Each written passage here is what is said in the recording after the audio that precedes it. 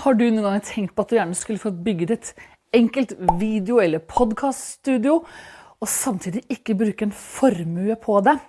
I dag så skal jeg ta deg behind the scenes av hvordan vi bygger opp dette studio som vi skal ha her på kontoret, helt fra scratch, og hvordan vi bygger det, hvilke problemer vi har støtt på underveis, og hvordan vi løser disse utfordringene, og som du også kanskje kan få tips til når du skal bygge ditt eget studio. Ja, så når vi kommer inn i dette kontoret, så det et relativt stort kontor, det må jeg si. Og så her har jeg pulten foreløpig, og så det selvfølgelig et skap der, en bokhylle, og i denne kroken her så hadde jeg tenkt at det skulle bli et kombinert video- og podcaststudio. Altså en av de første utfordringene som man ofte møter nettopp dette med lys.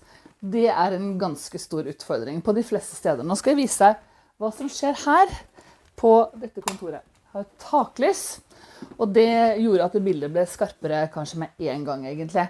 Men i noen posisjoner, la oss se. For eksempel her. Så ser du at nå kommer taklyset ned og egentlig visker ut litt toppen av hodet mitt.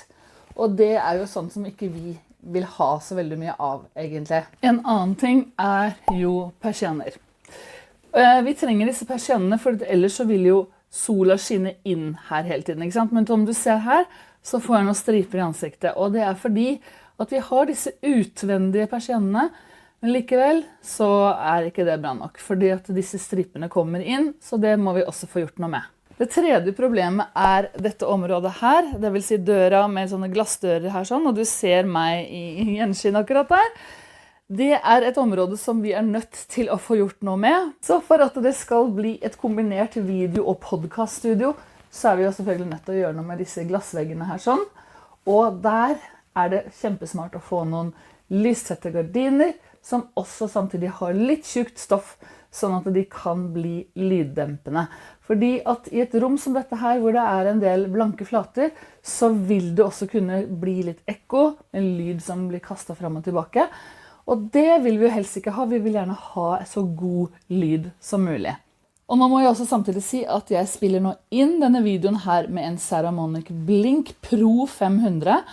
Og her har jeg mikrofon til dette, så lyden ganske bra. Men jeg snakker jo også om at vi skal ha et mikrofonstativ sånn som dette her, og det skal også bli plass til gjester i dette studio, så da skal ikke lyden kastes for mye rundt i blanke flater i dette rommet. Videre så har vi jo en grå vegg her, som jeg egentlig synes ganske fin, fordi at grå vegg også gjør at hvis du for eksempel har et farget lys, eller har noe annet lys mot den veggen, så vil du som person kunne poppe bedre mot en litt mørkere bakgrunn. Og grå egentlig en veldig fin farge, for da kan du kombinere ved så mange andre ting. Og disse bildene som du ser her sånn, det ikke noe som egentlig noe akkurat de jeg kommer til å bruke, så jeg kommer til å få fylt inn noe i rammene her som har mer av vår brandingfarger. Og så det noen puter som plassert på skapet her, og det alt sammen egentlig bare midlertidig. Du kommer ikke til å få se alt sammen ferdig satt opp nå, men jeg skal vise hvordan vi får bygget et studio som bra nok å bruke, og hvordan vi kommer til å få gjort dette med lysproblemene og lydproblemene, sånn at det blir god akustikk, og at lyset blir stengt ute faktisk. Og så tar vi og bygger opp med nye lamper, og hvordan dette her kommer til å se bra ut. Sånn, da har jeg endt opp med å kjøpe disse gardinene her, som jeg tror egentlig skal passe ganske bra til veggen bak der. Og det morsomme av det hele at de heter det samme som hunden vår, Tika.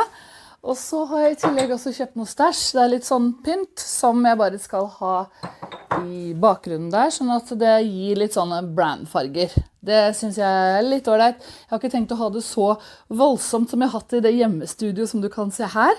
Men vi skal hente igjen litt brandfarger, og det skal jeg også få gjort litt i bildene. Så vil jeg også samtidig si at jeg vil gjerne ha faktisk 2 ulike vegger, kanskje flere, fordi at jeg vil ha en vegg der, det vil si podcast-krok, podcast-videocast-krok, der sånn. Og så har vi fortsatt et lite stykke vegg å gå på der, her ligger det masse rot her nå, men det skapet skal også flyttes på, tenkte jeg, og så skal vi ha noe videre der, for da kan jeg ha en pult her sånn, og så kan vi ha enda en vegg her sånn, og i tillegg til det, så har vi en annen vegg her som lys, som på denne siden, som vi også kanskje kan bruke etter hvert. Ingenting kommer til å komme på plass på en gang, det går ikke på 1, 2, 3, men sånn litt etter hvert så skal du få se.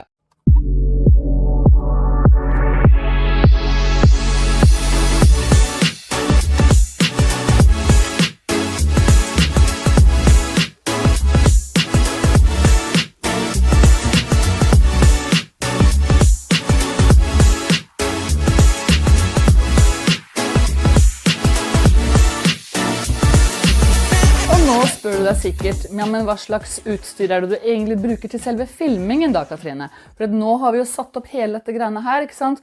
Vi har satt opp gardiner, vi har gjort sånne ting som gjør at ikke lyset blir forstyrret. Altså for hvis det kommer taklys ned her, så vil det forstyrret bildet. Og det jeg har gjort nå, at jeg også har snudd meg foran et vindu.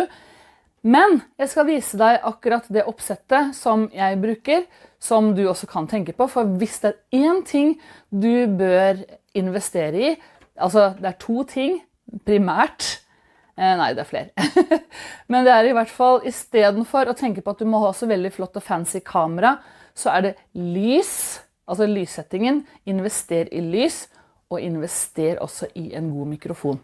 For det det primære som superviktig for at du skal få bedre bilder på videoene dine. De lysene jeg har satt opp i dette tilfellet her, det 2 sånne såkalte lyspaneler, og disse her et ganske rimelig alternativ. De heter Godox LED P260C. Men du har jo selvfølgelig andre alternativer også, men det det vi har valgt i dette tilfellet her. Og hvis jeg nå svinger på kamera, så skal du få se på et annet type lys, som du også kan bruke, som et sånt helt ordinært ringlys, som du også har en sånn holder, som du kan sette mobiltelefonen din i. Og jeg kommer til å komme tilbake til dette, fordi i en annen video, hvor jeg viser litt med forskjellen på disse her. Vi har også en liten her, som en sånn magic arm, som det heter. Den festet til bordet med en sånn klype. Og det skal jeg ta og gå gjennom, som sagt, i en annen video. Og kamera som jeg har satt opp i dette tilfellet her, som understreker det jeg sier om at du trenger ikke å satse så mye på et fancy kamera til å begynne med. Det dette her, det Logitech webkamera C920. Og du ser jo av bildet som jeg straks kommer til å vise deg, at belysningen og kamera bra nok når vi som sagt har godt lys. Det det som essensielt.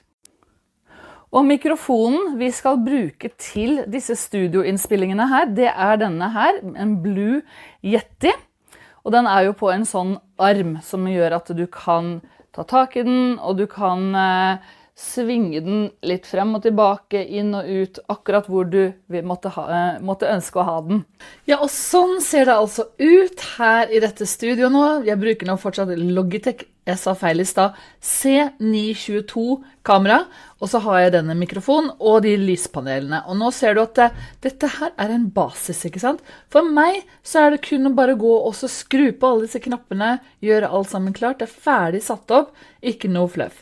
Så det man også kan gjøre, i tilfelle man har lyst til å ha mer lys for eksempel, så kan du også ta og med Logitech C922 så kommer det med noen sånne justeringer som du kan bruke, så du kan for eksempel få på mer lysstyrke her. Jeg ikke så veldig glad for at det skal være så lyst sånn sett, og så kan du også supplere med andre lys i rommet sånn etter hvert, hvis du måtte trenge det. Men nå skal jeg først ta og snakke om hvorfor du bør ha et dedikert studio. Nummer 1, så det enkelt, og alt forhåndsinnstilt. For meg så det bare å gå og skru på knapper nå. Lysene kan styres, jeg kan trekke for gardiner, jeg kan trekke fra gardiner, og så videre. Det så veldig greit å ha alt sammen på en plass. Nummer 2 at det kan brukes i mange settinger. Og disse settingene blant annet til livesendinger, til videoinnspilling, til videocast-innspilling, og også til kurs. Hvis du skal spille inn kurs, du har alt sammen på ett sted, så du kan bruke det i så mange settinger. Og så det fleksibelt, det meste kan byttes ut. de tingene som I bakgrunnen kan byttes ut, du kan skifte ut lys, du kan kanskje bytte ut mikrofon etter hvert. Alt sammen kan byttes ut, og du kan også forandre litt på vinkler på hvordan du spiller inn. Og egentlig så trenger du ikke noe stor plass heller. Hvis du tar en kikk oppi her, så får du sett hvordan det videostudioet hjemme og der har jeg også brukt bare et vindu sånn stort sett, og supplert med litt andre lys for å få bedre lys der. Det blir også slutt på prokrastinering, fordi at når du synes at ting vanskelig for filmer, du tenker at du skal få gjort ditt og datt, og så kommer det gjerne noen hindringer I veien, ikke sant? Kanskje det kommer noen biler, lyd, lys, sola feil og sånne ting, og så tenker du at dette så vanskelig, men når du bare har et dedikert studio, så det egentlig å bare bestemme seg for at nå I dag så skal jeg få gjort dette her, og så fullføre det, og så det rett og slett så mye enklere. Og før vi går videre til mitt aller siste tips, så vil jeg bare snakke litt om dette her, fordi nå har du nemlig 2 valg. Du kan ta med deg disse rådene som du har fått her gjennom denne videoen, og også ved å laste ned utstyrslista som du finner I beskrivelsen under videoen eller I første kommentar. Eller du kan bli med, og du kan få mer hjelp til å bygge businessen din med video, sånn at du kan få faktisk salg fra den aller første videoen som du publiserer på YouTube. Vi har et supert system, et veldig strategisk system som vi bruker, som hjelper deg med akkurat dette.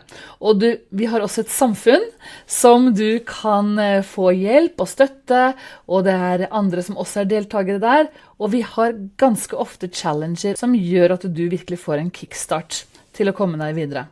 Hvis du melder deg på nå, så får du tilgang til en livesendingschallenge, en opptak av det, og du kan ta også fryse prisen din til 749 kroner per måned.